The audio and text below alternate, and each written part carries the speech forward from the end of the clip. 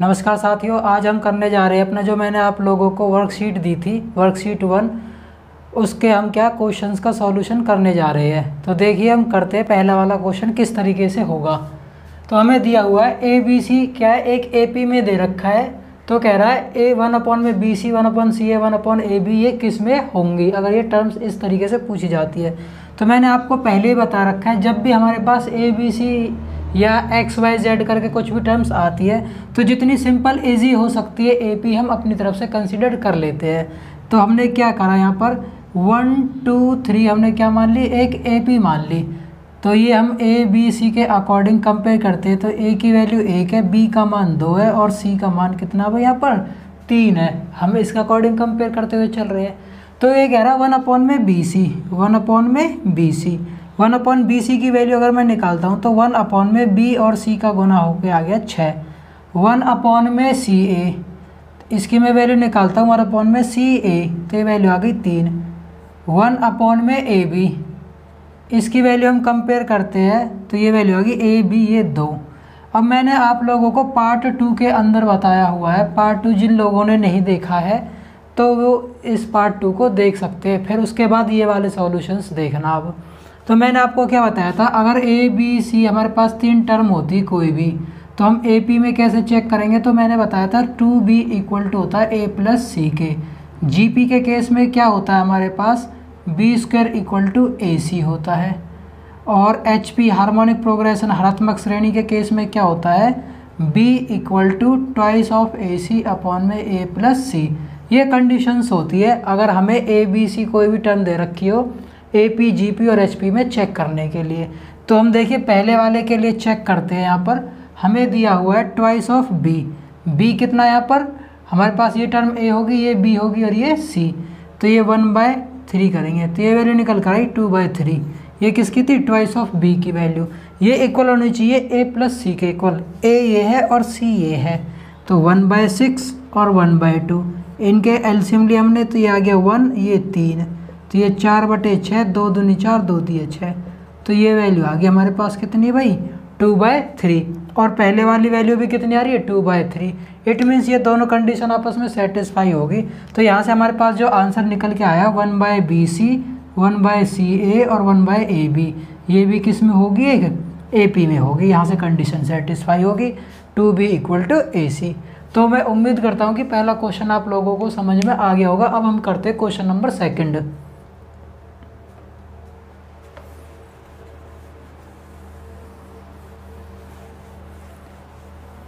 देखिए question number 2 है जो, ये हमें के जमा के 1, 3 के और 4 के जमा 2, ये 3 कंसिक्यूटिव टर्म, 3 क्रमागत क्या है ए पी की संग पद दे रखे हैं। तो कह रहा के का मान बताओ।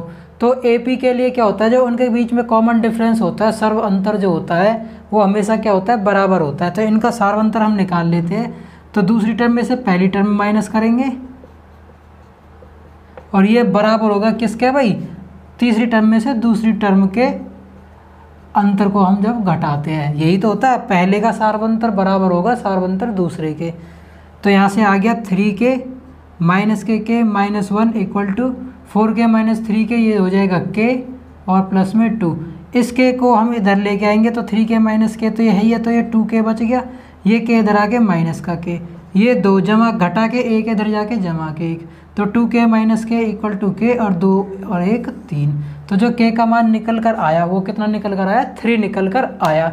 ये हमारा k का मान आ गया निकल कर। इस टाइप के क्वेश्चन हमें क्या HSSC क्लर्क के जो हुए थे और IRB का जो पेपर हुआ था उसमें देखने को मिले थे। तो ध्यान रखना HSSC के व्यू से क्वेश्चन क्या इंपॉर्टेंट है, छोटे छोटे से कंसेप्ट इनमें हम यूज़ करते हुए चलते हैं। अब देखिए क्वेश्चन नंबर 3 पर हम चलते हैं। क्वेश्चन नंबर 3 हमें दिया हुआ है 8th टर्म हमें फाइंड आउट करनी जीपी की। तो जीपी के अंदर मैंने आपको बता रखा है TN या AN निकालने का फॉर्मूला होता है ARN-1। तो हमें 8वीं टर्म निकालनी है, तो इसको हम क्या लिख सकते हैं, AR 7। 8 माइनस 1 करेंगे तो ये 7 आ जाएगा। इट मीन्स हमें A का मान पता होना चाहिए और R का मान पता होना चाहिए। R हमें शुरू में दे रखा है 7, ये A की वैल्यू है। ये किसकी वैल्यू भाई हमारे पास, A की। और R कैसे निकालते हैं हम, सेकेंड टर्म को पहली टर्म से डिवाइड दे देते हैं। तो 7 दूनी 14। तो जो r का मान निकल कर आया वो कितना निकल कर आया 2। अब हमें 8वीं टर्म निकालनी, तो फॉर्मूला में पुट कर दो, a की वैल्यू 7 और r कितना हमारे पास 2 की पावर 7। 2 की पावर 7 का मान होता है हमारे पास 128 और गुना में ये 7 है, ये इनकी गुना कर लेंगे, 7 और 2 56, 12 सत्ते 84 और 5 89। तो इसका जो आंसर निकल कर आएगा, जो 8वीं टर्म होगी, इसी सीक्वेंस में हम आगे बढ़ते हुए जाते हैं तो कितनी मिलेगी हमें 896 मिलेगी। अब देखिए क्वेश्चन नंबर 4 की तरफ हम चलते हैं। क्वेश्चन नंबर 4 है जो वो कह रहा है how many terms are there in GP. अब की बार हमें क्या है, पिछले क्वेश्चन में तो क्या है हमें 8th टर्म निकालनी थी, अब की बार ये लास्ट टर्म हमें दी हुई है, ये पूछा है कि ये टर्म कौन सी होगी। तो हम जीपी का अकॉर्डिंग चेक करते हैं। ए बराबर हमें 16 दे रखा है और कॉमन रेशो है जो सार्व अनुपात, दूसरी टर्म को पहली टर्म से डिवाइड देंगे तो ये वैल्यू आ जाएगी 1/2 और ए एन हमें दिया हुआ है कितना 1/16। तो इसका फॉर्मूला होता है ARn-1। ये वैल्यू हम इसके बराबर रखेंगे तो a का मान कितना हमारे पास 16 और r का मान 1/2, n-1 बराबर ये हमें दिया हुआ है 1/16 बराबर। ये 16 इसके गुना में इधर जाके यहाँ भी गुना में हो जाएगी भाग में, तो ये यहाँ से वैल्यू हमने हटा दी। अब 16 को हम क्या लिख सकते हैं 2 की पावर 4, तो 2 की पावर 4 इसको हमने लिखा और इस 16 को भी 2 की पावर 4 हमने लिखा। सेम बेस है, पावर जब मल्टीप्लाई में होती है बेस तो पावर क्या हो जाती है ऐड हो जाती है। तो इसको हम क्या लिख सकते हैं और 1/2 की पावर 8 हम लिख सकते हैं, 4 और 4 8 जुड़ जाएगा। अब यहाँ पर देखिए ये 1/2 की पावर 8 है ये है, तो इसको हम और क्या लिख सकते हैं 1/2 की पावर n-1 इक्वल टू 1/2 की होल पावर 8 लिख सकते हैं, क्योंकि 1 की पावर 8 है 2 की पावर भी 8, तो इससे कुछ फर्क नहीं हो रहा है। अब यहाँ पर देखिए सेम बेस है तो इट मीन्स पावर भी क्या होंगी इक्वल होंगी यहाँ पर। तो n-1 इक्वल टू 8 है तो n का मान यहाँ से 8 जमा 1 कितना आ जाएगा 9 निकल कर आ जाएगा। ये हमारा n का मान निकल कर आया। तो जो पद होगा इसमें जीपी के अंदर पूछ रहा है कि कौन सी टर्म है यहाँ पर, तो कितनी टर्म्स होंगी यहाँ पर 9 होंगी। अब देखिए क्वेश्चन नंबर 5 की तरफ हम चलते हैं। क्वेश्चन नंबर 5 है जो ये क्या कह रहा है सम ऑफ n टर्म्स, हमें Sn दिया हुआ है Pn प्लस में Qn स्क्वायर। अब कह रहा है यहाँ पर P और Q कांस्टेंट है तो इनका कॉमन डिफरेंस क्या होगा। मैंने आप लोगों को बता रखा था जब भी Sn की फॉर्म में P Q आते हैं तो हम P को 1 मानते हैं और Q को 2 मानते हैं, लेकिन इसने यहाँ पर पहले कह दिया P और Q कांस्टेंट है। इट मीन्स हमें क्या है कॉमन डिफरेंस निकालने का फॉर्मूला क्या होता है Sn के केस में D इक्वल टू कैसे लिया जाता है S2 minus twice of S1। ये मैंने आपको बताया था AP के केस में कॉमन डिफरेंस निकालने का फॉर्मूला। तो यहाँ पर हमने देखा S2 तो हमें यहाँ पर 2 बनाना है और फिर एक बार S1 की वैल्यू लेनी है। तो यहाँ पर हम देखिए पहले S2 की वैल्यू निकालते हैं, तो n को हमने क्या कितना रखा है यहाँ पर 2 रखा, तो रखिए अब यहाँ पर P n की जगह पर 2 जमा में Q और ये 2 का स्क्वायर, तो ये आ गई 2P प्लस में 4Q। भाई 2 का स्क्वायर 4, 4 की Q से गुना करी तो 4Q। ये आ गई S2 की वैल्यू हमारे पास। अब हम निकालते हैं इधर S1 की वैल्यू, तो S1 में यहाँ पे हमने देखा n बराबर कितना 1, तो यहाँ पर रखेंगे P ये 1 जमा में Q और 1 का स्क्वायर, तो ये आ जाएगा P जमा के Q की 1 से गुना करी तो Q आ जाएगा। ये आ गई S1 की वैल्यू। अब हमें कॉमन डिफरेंस निकालना है, सार्व अंतर जो है, तो फॉर्मूला होता है S2 minus twice of S1। तो S2 की वैल्यू है 2P प्लस में 4Q minus twice of S1। S1 की वैल्यू है P प्लस में Q। इसको हम फर्दर सॉल्व करते हैं तो 2P जमा के 4Q घटा के 2P, ये घटा ये जमा घटा का निशान और ये 2Q, 2P से 2P कट गया, 4Q में से 2Q जाएंगे तो ये वैल्यू बच जाएगी हमारे पास कितना 2Q। ये हमारे पास क्या आ गया आंसर निकल कर आ गया। अब चलते हैं हम क्वेश्चन नंबर 6 की तरफ।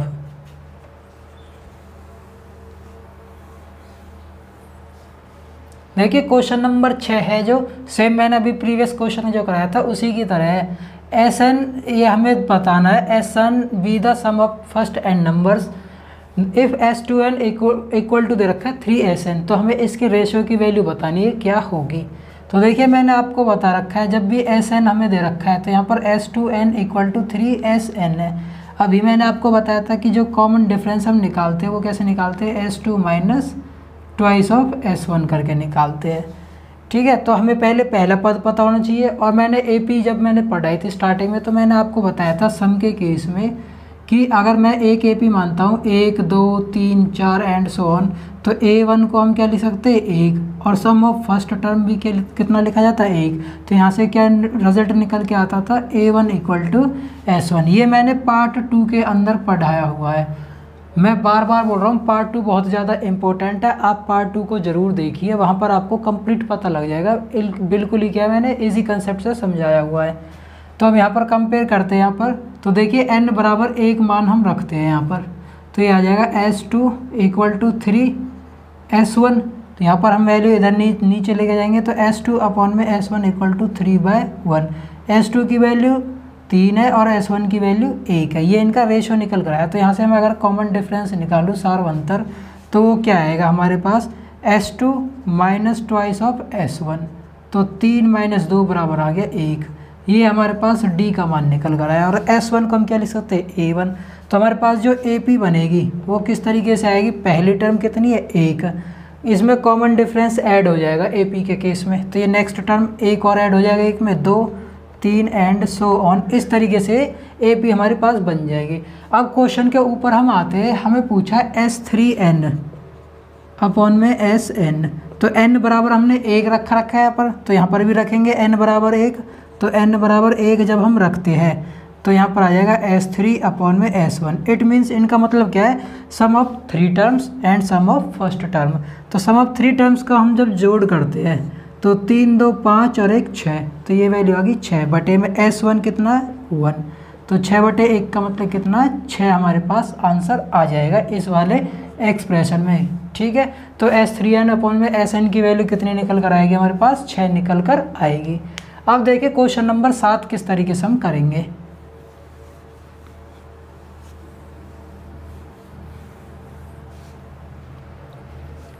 देखिए क्वेश्चन नंबर 7 है जो ये कह रहा है mth टर्म ऑफ AP वो हमें 1/n दे रखी है, और जो nth टर्म है वो 1/m दे रखी है। तो क्वेश्चन में पूछा है इसकी mnth टर्म क्या होगी। तो मैंने इस टाइप के क्वेश्चन के लिए आपको एक सिंपल सा बेसिक तरीका बता रखा है। जब भी m और n आए तो m 1 मानना है और n कितना मान रहा होता है 2 मानना होता है। तो देखिए अब ये a m की जगह पर 1 बराबर 1/2, यहाँ पर A2 इक्वल टू 1/1 कितना आ जाएगा, ये 1 ही आ जाएगा। तो ये हमारे पास एक AP आ रही, पहला पद जिसका क्या होगा 1/2 और दूसरा पद 1 एंड सो ऑन। इस तरीके से हमारे पास क्या एक AP आ गई। ठीक है। अब ये कह रहा है mn पद बताओ, तो mn m की और n की गुना करेंगे तो 1 गुना 2 करेंगे यहाँ पर हम, तो 1 गुना 2 क्या हो जाएगा 2 हो जाएगा, तो ये A2। अब A2 का मान क्या है, ये A1 है, ये A2 है। A2 कितना हमारे पास 1, तो फाइनल आंसर हमारे पास आ जाएगा। इसका जो mn पद होगा वो कितना होगा 1 निकल कर आएगा। अब देखिए क्वेश्चन नंबर 8 की तरफ हम चलते हैं। क्वेश्चन नंबर 8 है जो हमसे क्या कह रहा है, sum of n terms of 2 AP are in the ratio of this. तो देखिए मैंने आपको एक बेसिक कंसेप्ट बताया था, ये भी पार्ट 2 के अंदर ही बताया था कि अगर हमें सम ऑफ 2 डिफरेंट APs गिवन है, ठीक है, इनका रेशो, और पूछता है कि उनकी टर्म्स का रेशो क्या होगा। तो मैंने आपको बताया था फॉर्मूला होता है हमारे पास FN/GN इक्वल टू, यहाँ पर हम वैल्यू चेक करते हैं F2n-1 और G2n-1, और ये इक्वल टू निकल के आता है AP है जो फर्स्ट उसका रेशो अपॉन में सेकंड AP के टर्म्स के रेशो के बराबर। तो देखिए इसी कंसेप्ट को हम यहाँ पर यूज़ करते हैं, तो हमें क्या वैल्यू निकल कर आएगी हमारे पास, तो F2n-1 अपॉन में G2n-1। अब यहाँ पर जो n है ये हमें निकालना 12वीं टर्म्स का रेशो, तो यहाँ पर भी 12 है और यहाँ पर भी 12 है, ये फर्स्ट AP ये सेकंड AP। तो n बराबर 12 हम यहाँ पर रखेंगे। तो देखिए अब यहाँ पर मैं रखता हूँ 2 गुना के 12 घटा 1 और ये गुना में 12 घटा 1, तो ये वैल्यू आई F23 अपॉन में G23। अब ये n का मान आ गया। फर्दर हम क्या करेंगे, जो हमें रेशो दे रखे सम ऑफ टर्म्स के, इनके अंदर हम रखते हैं। तो देखिए 3n का मान आ गया 23 प्लस के 8 7 23 जमा के 15, तो ये वैल्यू आई 23 × 8 = 77 अपॉन में ये आ गया 141, 141 में 15 जोड़ेंगे तो ये आ जाएगी वैल्यू हमारे पास 7 या 21, 7 दूनी 14, 2 16, इसमें हम 15 जोड़ेंगे 176। ठीक है भाई, 161 आएगी, 141 नहीं आएगी। तो देखिए ये वैल्यू आ गई, 11 से कट गया 7 बार पर और 11 से कट गया 11 कम 11, 11 छक्के 66। तो जो सम का रेशो आया, ठीक है, इनकी जो 12th टर्म का जो रेशो निकल कर आएगा वो कितना आएगा, 7/16 निकल कर आएगा। देखिए क्वेश्चन नंबर 9 हमें क्या दे रखा है, अगर हमारे पास X Y Z A P में है समांतर श्रेणी में तो इनका मान क्या होगा। तो मैंने अभी आपको फर्स्ट क्वेश्चन में बिल्कुल बताया था इसी सेशन में कि जब भी X Y Z A B C आते हैं तो हम जितनी सिंपल ए पी हो सकती है उतनी ईजी हम मान कर चलते हैं, जिससे कि क्वेश्चन को करने में क्या हो, आसानी हो। तो देखिए हम क्या एक्स वाई जेड को क्या मान लेते हैं, 1 2 3 मान लेते हैं रेस्पेक्टिवली। तो क्वेश्चन में कह रहा है यहाँ पर ये एक्स है, ये वाई है और ये जेड है। तो क्वेश्चन में पूछा गया है हमारे पास कि x प्लस के 2y, x कितना मेरे पास 1 जमा में 2y, तो ये 2 गुना 2 4, माइनस के z का मान कितना 3, दूसरी ब्रैकेट में हमें दे रखा है 2y, तो ये आ गया 4, z का मान 3 और x का मान 1, z का मान 3, x का मान 1 और y का मान 2। तो इसकी हम वैल्यू निकालते हैं इस एक्सप्रेशन की, 5 4 1 5 माइनस 3, ये 2 निकल कर आई, 4 3 7 माइनस 1, ये 6 निकल कर आई, 3 और 1 4, 4 में से 2 गए तो 2। तो ये वैल्यू निकाल के जब हम सॉल्व करते हैं, 2 छिक्के 12, 12 दूनी 24, तो ये वैल्यू निकल कर आई 24। लेकिन जब हम ऑप्शंस की तरफ देखते हैं तो इसमें हमें 24 दूर दूर तक दिखाई नहीं देता और इसमें ऑप्शन हमें दे रखे हैं XYZ, 2XYZ, 3XYZ और 4XYZ। तो हमने देखा सभी में XYZ कॉमन आ रहा है, तो हम सबसे पहले XYZ की वैल्यू निकाल लेते हैं क्या आती है। तो 1 गुना 2 गुना 3, तो ये वैल्यू निकल कर आई हमारे पास कितनी भाई 6। तो हमें 24 लेके आना है। इट मीन्स अगर मैं इसके आगे 4 और कर दूँ, क्योंकि मुझे पता 6 गुना 4 कितना रिजल्ट देगा, 24 देगा। तो 4XYZ हमारे पास क्या होगा, करेक्ट आंसर इसका निकल कर आएगा, जो कि ऑप्शन डी हमें दिया हुआ है। तो ये इस तरीके से क्वेश्चंस को करने की क्या है हमारे पास अप्रोच होती है। अब नेक्स्ट क्वेश्चन देखिए हमारे पास जो दे रखा है, क्वेश्चन नंबर 10।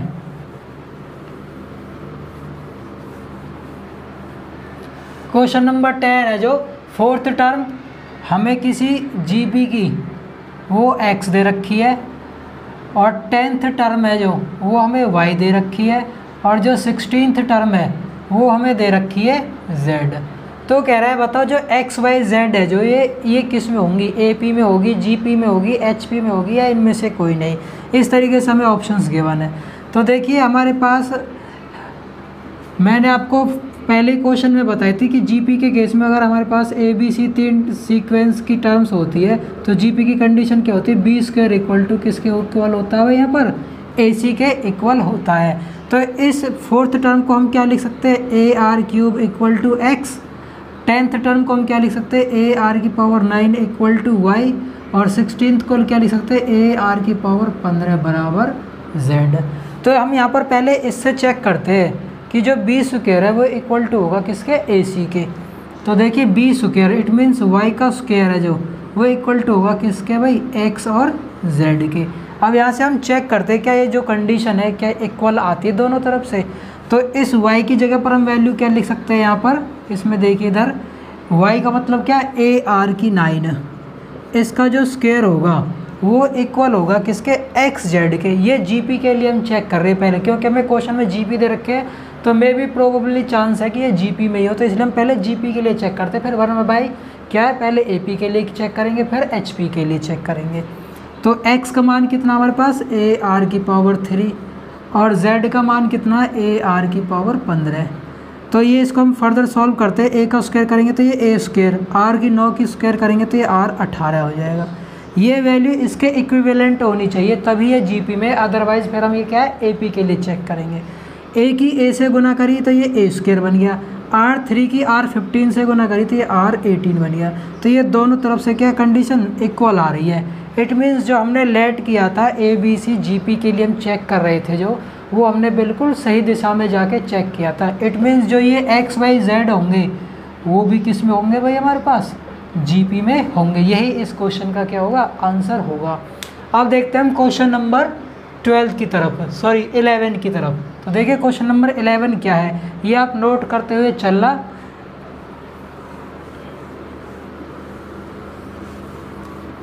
क्वेश्चन नंबर 11 है जो हमें दे रखा है, ये सेम क्वेश्चन नंबर 4 की तरह है। जो मैंने क्वेश्चन नंबर 4 बताया था उसमें 16, 8, 4, 1/16 हमें पूछा था, सेम इसी की तरह है यहाँ पर भी। तो ये पूछ रहा है n का मान क्या होगा, कौन सी टर्म है जीपी की। तो यहाँ पर हम कंपेयर करते हैं, a बराबर दे रखा है भाई हमें 5 और r होगा सेकेंड टर्म को पहले टर्म से डिवाइड देते हैं, तो r का मान निकल कर आया 2 और लास्ट जो टर्म दे रखी है वो हमें दे रखी है 1280। तो ये पूछा है बताओ ये टर्म कितनी होंगी इसमें, या कौन सी टर्म ये है। तो यहाँ पर हम फॉर्मूला अप्लाई कर देते हैं, ARn-1 इक्वल टू 1280। a का मान कितना हमारे पास 5, r की वैल्यू कितनी है 2, n-1 बराबर 1280। ये गुना में 5 है, इधर ले जाएंगे तो ये भाग में चला जाएगा, भाग से ये कट जाएगा, 5 दूनी 10, 2 बच गए, 5 छंग 30, ज़्यादा हो गया 5 पूरे 25 और 5 छंग 30। तो 2 की पावर n-1 इक्वल टू 256 को हम क्या लिख सकते हैं, 2 की पावर 8 लिख सकते हैं। बेस सेम हो गए तो n-1 बराबर किसके हो जाएगा 8 के। तो यहाँ से n का मान कितना निकल कर आ जाएगा हमारे पास 9 निकल कर आ जाएगा। तो ये इस तरीके से हम क्या सॉल्व कर लेंगे n के मान के लिए। ये हमारा क्वेश्चन नंबर 11 कंप्लीट हो गया। क्वेश्चन नंबर 12 की तरफ हम चलते हैं। देखिए question number 12 same question number first की तरह हम करेंगे। ये ए बी सी ए पी में दे रखे हैं, ए बी और सी, ये किस में भाई ए पी में। इट मीन्स हम इनको 1 2 3 टर्म्स भी मान लेते हैं। यही तो मैंने बताया था क्वेश्चन नंबर 1 में कि जितनी सिंपल सीरीज़ मान सकते हैं तो इतनी ईजी मानो आप। तो ये 1 2 3 क्या है ए पी में है। अच्छा अब ये कह रहा है बी सी सी ए और ए बी, बी सी सी ए और ए बी ये किस में होंगी ये हमें चेक करना है। तो बी सी की गुना करो, बी सी की गुना आ गई भाई ये 6, सी ए की गुना करो सी ए तो ये आ गया 3 और ए सी ये हो गया ए बी और बच गया, तो 2 एकम 2, तो 6 3 2 ये हमें बताना है ये किस सीक्वेंस में होंगी। तो ए पी के लिए हम चेक करते हैं। ए पी के लिए क्या होता है, अगर ए बी सी है तो ए पी के केस में क्या होता है 2b इक्वल टू होता है a प्लस सी के। तो देखिए ट्वाइस ऑफ b करेंगे हम, तो ये कितना आया भाई ए पी के लिए जब चेक करते हैं, फिर जी पी के लिए और फिर एच पी के लिए। तो रिज़ल्ट क्या निकल कर आया, ट्वाइस ऑफ b 2 3 6 बराबर होना चाहिए a प्लस सी के। 6 2 8, 6 क्या 8 के बराबर है, नहीं है, इट मीन्स ये ए पी नहीं है। जी पी के केस में मैंने क्या बता रखा है आपको, बी स्क्वायर इक्वल टू होता है ए सी के इक्वल। तो 3 का स्क्वायर कितना आया भाई हमारे पास 9 इक्वल टू होता है ए सी 6 दूनी 12, 9 क्या 12 के बराबर है, नहीं है बिल्कुल, तो ये भी गलत, तो ये जी पी नहीं है। अब बच गया एच पी का केस, हार्मोनिक प्रोग्रेशन हरात्मक श्रेणी। इसके केस में मैंने आपको क्या बताया B equal to twice of A C A plus C होता है। तो बी कितना हमारे पास 3 बराबर होना चाहिए किसके, ट्वाइस ऑफ ए सी।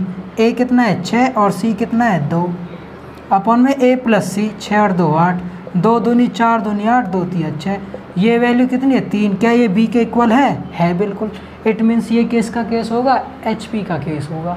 तो ध्यान रखना B C C A B जो होंगे ये किस में निकल कर आएंगे, हार्मोनिक प्रोग्रेशन में होंगे, एच पी में होंगे।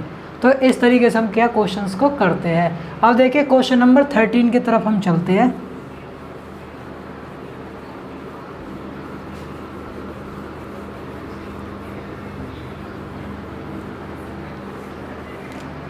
क्वेश्चन नंबर 13 है जो हमें दिया हुआ है 1/3 x1 x2 और 9, ये हमें जीपी में दिए हुए हैं। तो कह रहा है बताओ इस x2 का मान क्या है। तो देखिए सबसे पहले तो हमें इनका सर्व अनुपात पता होना चाहिए, क्योंकि ये गुणोत्तर श्रेणी हमें दे रखी है, जीपी दे रखी है। तो सर्व अनुपात हम कैसे निकालेंगे, इसलिए हमें 4th टर्म दे रखी है और पहली टर्म दे रखी है, तो यहाँ से हम कंपेयर करके डायरेक्टली हम निकाल सकते हैं।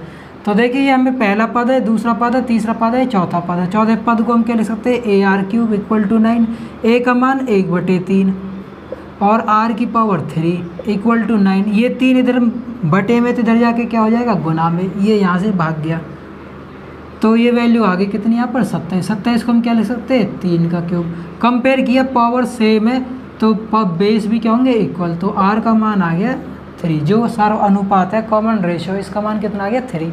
अब हमसे पूछा x2 का मान, it means first term, second term, third term, तो हमसे थर्ड टर्म फाइंड आउट करने के लिए बोला गया। तो थर्ड टर्म को हम क्या लिख सकते हैं, ए आर स्क्वायर, ए का मान 1/3, आर का स्क्वायर मतलब 3 का स्क्वायर कितना हो जाएगा 9, तो ये लिख दिया 9, 3 3 9, तो ये आंसर कितना दे देगा हमारे पास 3। तो जो x2 होगा वो कितना निकल कर आएगा हमारे पास, 3 निकल कर आएगा। अब देखिए क्वेश्चन नंबर 14 की तरफ हम चलते हैं। क्वेश्चन नंबर 14 है जो हमें दिया हुआ है, the third term of A GP, तीसरी जो टर्म है किसी भी गुणोत्तर श्रेणी की, वो हमें 4 दे रखी है। तो कह रहा है इसके जो पहले 5 पद होंगे उनका गुणनफल क्या होगा। पहले 5 पद, तो पहली टर्म a है, दूसरी टर्म AR, तीसरी AR², तीसरी टर्म AR³ और पाँचवीं टर्म होगी इसकी AR4। तो ये हमारे पास 5 पद हो गए, पहला पद, दूसरा पद, तीसरा पद, चौथा पद और ये 5वां पद। तो इस तरीके से निकल कर आ गए। अब ये कह रहा है इनका गुणनफल, डॉट का मतलब क्या है, गुना हमने निकाल लिए इनकी। तो देखिए मैं इसको थोड़ा और सिंप्लीफाई करता हूँ। a 5 बार है तो a की पावर 5 हो जाएगी, और r सभी में सेम है तो क्या पावर ऐड हो जाएंगी, 4 3 7 2 9 और एक इसके ऊपर नहीं है तो 10, तो r की पावर क्या हो जाएगी 10। इसको हम और क्या से लिख सकते हैं, a r की 5 का क्या लिख सकते हैं, सॉरी AR² की होल पावर 5 हम इसको लिख सकते हैं, क्योंकि a की 5 आ गई और R² का जब 5 करेंगे तो ये 10 बन जाएगा। इस AR² की वैल्यू हमें यहाँ पर गिवन है, देखिए कैसे दे रखी है। थर्ड टर्म को हम क्या लिख सकते हैं, ARn-1, तो 3 - 1 करेंगे तो 2 इक्वल टू हमें कितना भाई 4। तो इस AR² की जगह पर मैं 4 लिख सकता हूँ, तो ये हम यहाँ पर 4 रख देंगे, ये 4 रख दिया। और 4 की पावर 5 का मतलब क्या होता है, 4 को जब हम क्या 5 बार गुना करेंगे तो देखिए 4 चौक 16, चौका 64, चौका 256, चौका 1024। तो इसका जो आंसर आ जाएगा वो कितना आ जाएगा, 1024 निकल कर आएगा। अब देखिए क्वेश्चन नंबर 15 की तरफ हम चलते हैं। क्वेश्चन नंबर 15 है जो मैंने आप लोगों को क्वेश्चन पार्ट सेकंड जो था हमारे पास उसमें मैंने करवा रखा है, वहाँ पर जाकर आप इसका सॉल्यूशन देख सकते हो। वैसे भी मैंने ये जो क्वेश्चन था आपका सेम क्वेश्चन नंबर 8 की तरह है, क्वेश्चन नंबर 8 की तरह है। जैसे हमने वहाँ पर क्या है F2n-1 करके कंसीडर किया था और G2n-1 करके, यहाँ पर n का मान क्या रखेंगे, एक बार 18 रख देंगे, तो 8 18 2 36 - 1 35, तो ये वैल्यू आ जाएगी ऊपर F35, ये G35, फिर जो वैल्यू निकल कर आएगी ये 35 हम यहाँ पर रख देंगे। 5 गुना 35 जमा के 4, 9 गुना 35 जमा के 6, डायरेक्ट हम उसका आंसर निकाल सकते हैं। इस तरीके से हम कर लेंगे। बाकी पूरा सॉल्यूशन देखने के लिए आप पार्ट 2 देख लेना, वहाँ पर आपको पूरा क्वेश्चन क्या है सॉल्व हुआ मिल जाएगा। अब देखिए हम क्वेश्चन नंबर 16 की तरफ हम चल रहे हैं।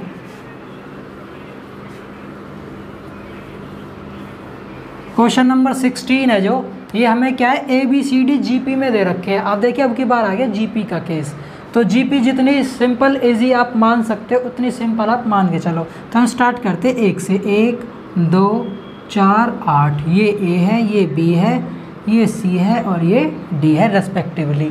अब क्या कह रहा है, इनकी वैल्यू बताओ क्या होगी, तो इनकी वैल्यू हम निकाल लेते हैं। क्वेश्चन में पूछा है A² B² C² B² C² जमा में D²। A का स्क्वायर करेंगे 1, B का स्क्वायर 2 का स्क्वायर 4, C का स्क्वायर 4 का स्क्वायर 16, B का स्क्वायर 4, C का स्क्वायर 16 और D का स्क्वायर 64। इसको हम सॉल्व करते हैं, ये आगे वैल्यू 21 और ये वैल्यू आ जाएगी 20 84। 84 की और इसकी गुना हम करते हैं तो ये वैल्यू मिलेगी हमें कितनी भाई 1764। लेकिन जब हम ऑप्शन में देखते हैं तो हमें दूर दूर तक कुछ नहीं मिल रहा है यहाँ पर, तो हम वहाँ पर क्या करते हैं, ऑप्शन जो C है, देखिए मुझे पता कैसे लगा कि ऑप्शन C हमारा करेक्ट आंसर है। जब आप इन टाइप के क्वेश्चंस की बार बार प्रैक्टिस करोगे तो आपको अपने आप पता लग जाएगा। जब आप 10 से 12 क्वेश्चन लगाओगे देखते ही आपको पता लग जाएगा, हाँ ये शायद क्वेश्चन आंसर इसका हो सकता है। तो परफेक्ट स्क्वायर एक ये बन रहा है, ऐसे मुझे पता लग रहा है। तो क्वेश्चन नंबर ऑप्शन जो इस क्वेश्चन का C ऑप्शन जो हमें दे रखा है वो हमें दिए हुए है, वो क्या दे रखा है AB BC और CD का होल स्क्वायर हमें दिया हुआ है। तो देखिए A और B की गुना करते हैं 2 आ गया, B और C की गुना करते थे ये 8 आ गया, C और D की गुना करते थे ये आ गया 32 का होल स्क्वायर। 8 2 10 और 32 42 का जब हम होल स्क्वायर खोलते हैं 8 का में तो ये 64, 25 - 8 17, तो ये कितना है 1764 और यहाँ से भी कितना निकल कर आ रहा है 1764 निकल कर आ रहा है। तो इट मीन्स ये वेरीफाई हो गया। तो ऑप्शन C जो हमें दे रखा है वो क्या होगा हमारे पास करेक्ट आंसर होगा। अब देखिए क्वेश्चन नंबर 17 की तरफ हम चलते हैं। क्वेश्चन नंबर 17 के लिए मैंने आपको बेसिक तरीका बताया था पार्ट 4 में। पार्ट 4 मैंने अभी रिसेंट अपलोड किया था, उसमें आप देख सकते हो। पार्ट 4 में मैंने क्या बताया था कि जब भी हमें अर्थमेटिक मीन और ज्योमेट्रिक मीन के बीच में m/n दे रखा है और उनकी टर्म्स के बीच में रेशो पूछे तो हम फॉर्मूला क्या यूज़ करते हैं, m प्लस में अंडर रूट के m² minus n², m minus under root में सेम टर्म आ जाएगी ऊपर वाली m² माइनस n²। तो देखिए अब इस वाले क्वेश्चन में सेम हमें वही दे रखा है, अर्थमेटिक मीन और ज्योमेट्रिक मीन क्या है, रेशो ट्वाइस है। यही तो कह रहा है, ट्वाइस का मतलब क्या है, दुगना है। तो ये m का मान हो गया और ये n का मान हो गया। तो हमें a/b पूछा है, इनके टर्म्स के बीच में रेशो क्या होगा। तो निकाल दीजिए फॉर्मूला में पुट करके, m का मतलब 2 जमा के 2 का स्क्वायर माइनस 1 का स्क्वायर और 2 माइनस 2 का स्क्वायर माइनस 1 का स्क्वायर। तो ये आ गया 2 जमा के 2 का स्क्वायर 4 माइनस 1 करेंगे तो 3 और 2 ये माइनस में √3। तो जो रेशो निकल कर आएगा वो क्या आएगा, 2 प्लस में √3 और 2 माइनस √3। ये हमारे पास क्या आंसर निकल कर आ जाएगा। अब चलते हैं हम क्वेश्चन नंबर 18 की तरफ। देखिए क्वेश्चन नंबर 18 है जो हमें कैसे दिया हुआ है, the ratio of the sum of the first 3 terms is to the that of first 6 term is, हमें दिया हुआ 125 152। हिंदी में मैं बता रहा हूँ, अनुपात दिया हुआ है किसी जीपी के अंदर 3 पदों का योग और उसकी पहली 6 पदों का योग का अनुपात 125 152 दिया हुआ है। तो कह रहा है इनका सर्व अनुपात क्या होगा। तो मुझे पता कैसे लगा कि ये जीपी है, कॉमन रेशियो हम भाई किस में निकालते हैं, जीपी के अंदर निकालते हैं। तो इट मीन्स ये जो टर्म्स होंगे किस में होंगी, जीपी में होंगे। तो इनका सम का फॉर्मूला हमें दे रखा है, तो सम का फॉर्मूला हम कंसीडर कर ले 1/a/के Rn-1 में R-1। दूसरी वाली AP के लिए हम मान लेते हैं Rn-1 में R-1। तो देखिए अब यहाँ पर हम कंपेयर करते हैं, जो n की वैल्यू है शुरू में 3 टर्म्स के लिए दे रखा है, तो ये 3 टर्म्स के लिए हो जाएगा हमारे पास, और ये दूसरा वाला 6 टर्म्स के लिए होगा। ठीक है, बाकी R-1 से वैल्यू ये कैंसिल आउट हो जाएंगी। तो हमारे पास एक्सप्रेशन बचा जो R3-1 में R6-1। ये रेशो में दे रखा है 125 152 के इक्विवेलेंट।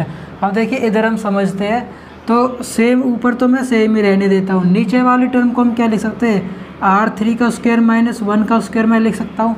R6-1 को भाई हम क्या लिख सकते हैं, R का क्यूब का होल स्क्वायर माइनस 1 का स्क्वायर, क्योंकि R3 का जब स्क्वायर करूँगा तो ये R6 बन जाएगा और 1 का स्क्वायर करेंगे तो 1 मिल जाएगा हमें।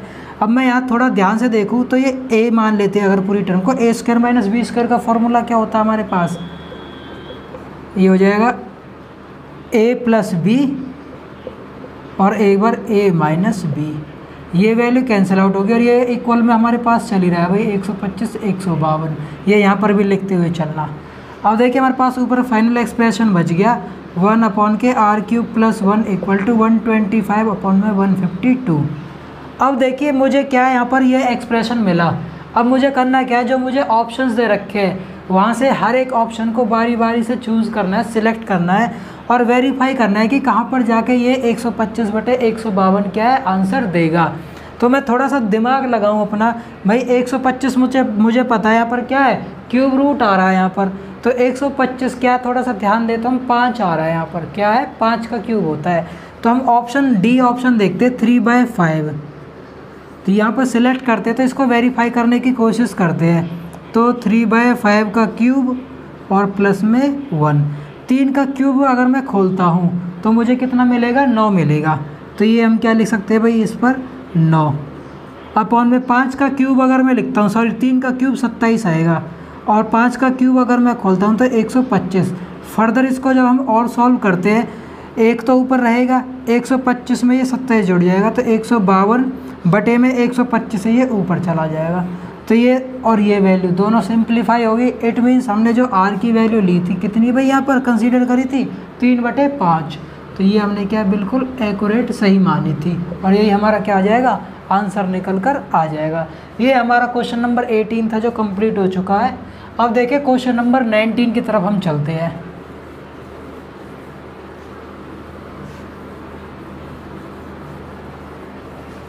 क्वेश्चन नंबर 19 है, देखिए ये क्या कह रहा है, ABC AP में है और GP में भी है। तो मैंने आपको देखिए पार्ट 3 के अंदर बताया था कि जब भी AP और GP सेम अगर सीक्वेंस हमें दे रखा हो A, तो इस केस में क्या होता है R = 1 होता है और D = 0, और क्या होता है ये जो सीरीज़ होगी वो हमारे पास AP में भी होती है और GP में भी होती है। तो यहाँ से एक इम्पोर्टेंट रिजल्ट निकल कर आता था हमारे पास, क्या होता था उस केस में, A बराबर B बराबर C होता है। तो यही इसमें हमें ऑप्शन दिए थे, तो जो ऑप्शन D हमारे पास होगा वो क्या हो जाएगा, करेक्ट आंसर निकल कर आ जाएगा। ये इंपॉर्टेंट रिजल्ट था, मैंने वहाँ पर स्टार करके आपको बताया भी था पार्ट 3 के अंदर, तो ध्यान रखना वहाँ से हमारे पास इंपॉर्टेंट रिजल्ट निकलता था A = B = C, तीनों आपस में क्या होंगे, बराबर होंगे, क्योंकि सारे की सारी टर्म्स क्या है, एक जैसी है, तो यहाँ पर भी एक जैसी वैल्यू होंगी सभी की। तो ये हमारा क्वेश्चन नंबर 19 था, कंप्लीट हो गया। अब देखिए क्वेश्चन नंबर 20। क्वेश्चन नंबर 20 क्या कहता है, Pth टर्म किसी AP की वो हमें A दे रखी है, Qth जो टर्म है वो हमें B दे रखी है, और जो Rth टर्म है वो हमें C दे रखी है। तो कह रहा है इनकी वैल्यू बताओ क्या होगी। तो देखिए मैंने आपको बता रखा था, हम थोड़ा क्या AP मान रहे हैं, तो इसकी टर्म्स में क्या है, P बराबर 1, Q बराबर 2 और R बराबर 3 मान लेते हैं। तो ये क्या हो जाएगा, A1 = A, A2 = B और A3 = C। अब देखिए हमने तो ये PQR की वैल्यू मानी थी, अब हम थोड़ा ध्यान से देखिए, ये हमारे पास क्या 3 कंसेक्यूटिव टर्म्स आ गई किसी भी AP की, कि ये पहला पद है, ये दूसरा पद है और ये तीसरा पद है, ये हमारे पास AP बन रही है। अब लगे हाथ हम क्या कर लेते हैं, इसमें इनकी ABC की भी कुछ ना कुछ वैल्यू मान लेते हैं, जिसके क्वेश्चन को क्या है करने में क्या आसानी हो। तो हम कोई भी वैल्यू मान सकते हैं, आप अपनी तरफ से कुछ भी मान लो, बस बशर्ते तरीका क्या है, वो एक AP में होनी चाहिए, क्योंकि ये लगातार टर्म्स है, A1 A2 A3, पहला पद दूसरा पद तीसरा पद, तो आप कुछ भी वैल्यू मान सकते हो, लेकिन होनी चाहिए वो AP के अकॉर्डिंग ही। सपोज करो आप यहाँ पर 2 मानते हो, यहाँ पर 4, यहाँ पर 6, या 3 है, यहाँ पर 7, 4 4 का गैप रखते हो तो 11, इस तरीके से। तो मैं और ईजी करने के लिए क्या कर लेते हैं, हम A का मान 1 मान लेता हूँ, B का मान 2 मान लेता हूँ, और C को कितना मान लेते हैं, 3। ये भी तो एक AP में ही आ गए, एक एक का कॉमन डिफरेंस है। अब हम क्या करते हैं, इस एक्सप्रेशन की वैल्यू निकाल लेते हैं जो हमें क्वेश्चन में पूछी है। A का मान कितना आ गया, 1। Q माइनस R करते हैं हम, Q माइनस R, 2 माइनस 3 करेंगे तो -1, जमा में B का मान 2, R minus P, R minus P, 3 minus 1 करेंगे तो ये 2, जमा में 3, फिर हमारे पास P minus Q, P minus Q -1। तो ये इसको फर्दर सॉल्व करेंगे, -1 जमा के 4 घटा 3, घटा के 4 हो जाएंगे, और जमा के 4 आपस में कट गए, तो कितना है आंसर दिया इसने, 0 ऑप्शन हमें दे दिया। तो इस तरीके से हम क्या क्वेश्चंस को करने की अप्रोच हम डायरेक्ट अप्लाई करेंगे, जिससे कि थोड़ा जल्दी आसान हो जाए। तो ये हमारे पास क्या है, क्वेश्चन नंबर 20 कंप्लीट हो गया। अब देखिए क्वेश्चन नंबर 21 की तरफ हम चलते हैं।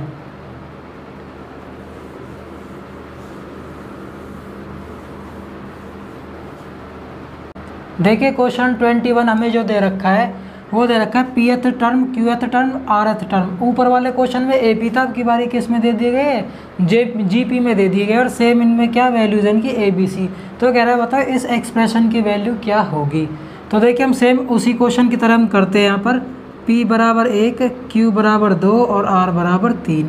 तो AP पद जो होगा ये हमें GP में दे रखा है अब की बार, तो ये कितना दे रखा है A, और AQ जो पद है वो हमें दे रखा है B, और AR जो पद है वो हमें दे रखा है C। तो यहाँ पर A1 = हमें A है, Q2 है तो ये B है, और ये R3 है तो ये वैल्यू किसके इक्वल आ गई, C के इक्वल आ गई। अब देखिए हमें ABC की वैल्यू इस तरीके से कंसीडर करनी है जिससे कि आसान हो और सभी की बेस क्या हो, एक जैसी हो। तो हम क्या मान लेते हैं, इनको 2 के मल्टीपल में मान लेते हैं, जब भी हम इनकी पावर्स को सॉल्व करेंगे आसानी हो। तो ये A बराबर 2 मान लेते हैं, B 4 और C 8।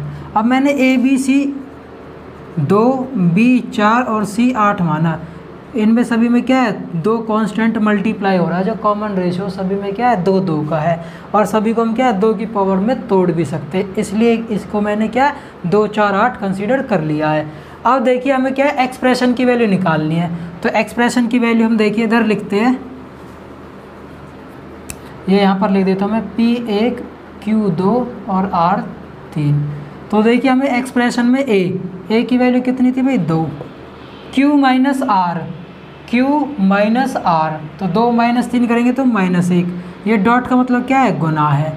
बी की वैल्यू क्या है 4, 4 को हम क्या लिख सकते हैं 2 का स्क्वायर, और पावर में क्या है R minus P, R minus K P, 3 minus 1 करेंगे तो ये 2, गुना में सी को 8 है तो 8 को हम क्या लिख सकते हैं 2 का क्यूब, और पावर में है पी माइनस क्यू तो ये माइनस का 1 आ गया। तो इसको हम फर्दर सिंप्लीफाई करते हैं, 2 की पावर -1, 2 की पावर ये 4 बन जाएगा, 2 गुना 2 4, और 2 की पावर -3। सारे मल्टीप्लाई में बेस सेम है तो पावर क्या हो जाएंगी, ऐड हो जाएंगी सारी की सारी। तो ये हो जाएगी 2 की पावर -1 जमा के 4 घटा के 3। तो इसको हम फर्दर सिंप्लीफाई करते हैं, -4 जमा के 4, तो ये 2 की पावर 0, और किसी की भी पावर 0 होती है तो वो कितना आंसर देता है हमारे पास, 1 आंसर दे देगा। तो इस टाइप के क्वेश्चन को हम क्या है, इस तरीके की अप्रोच से क्या है अप्लाई करके आंसर निकाल लेंगे। अब देखिए क्वेश्चन नंबर 22 की तरफ हम चलते हैं।